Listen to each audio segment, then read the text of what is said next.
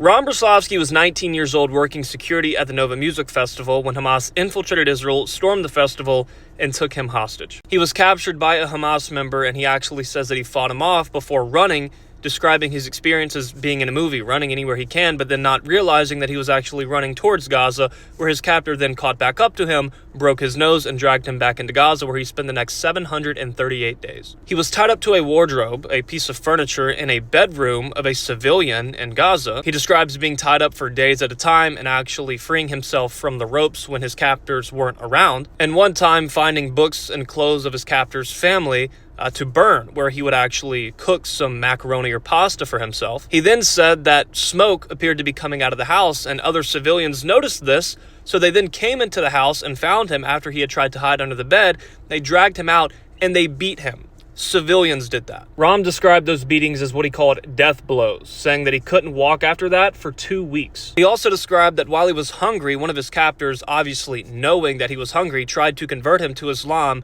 by tempting him into giving him more food. But Ram told him that he was born Jewish and he would die Jewish. And he describes that as the moment where everything basically turned from already bad to a nightmare. He described being blindfolded for weeks, barely given any water, not being able to go to the bathroom. He said that the Hamas terrorists would stuff rocks in his ears to mess with his hearing, and then the beatings became daily, whether it was with metal whips, with their fists. And he actually said that the metal whip that they used was bent from how hard they were hitting him with it. He described at one point literally begging them to take the food that you're giving me, to stop it, stop feeding me and let me starve. Just please stop beating me. He wanted to die. Imagine being in a place where you are being so physically and mentally tortured that death feels like the softer option. Ram also described his experience of being sexually assaulted. He was asked, did they sexually assault you? And he replied saying, unequivocally. And this is something that he didn't elaborate much on because he said it was so difficult for him to actually talk about. And he described what he went through as something that he wouldn't even believe that the Nazis would have done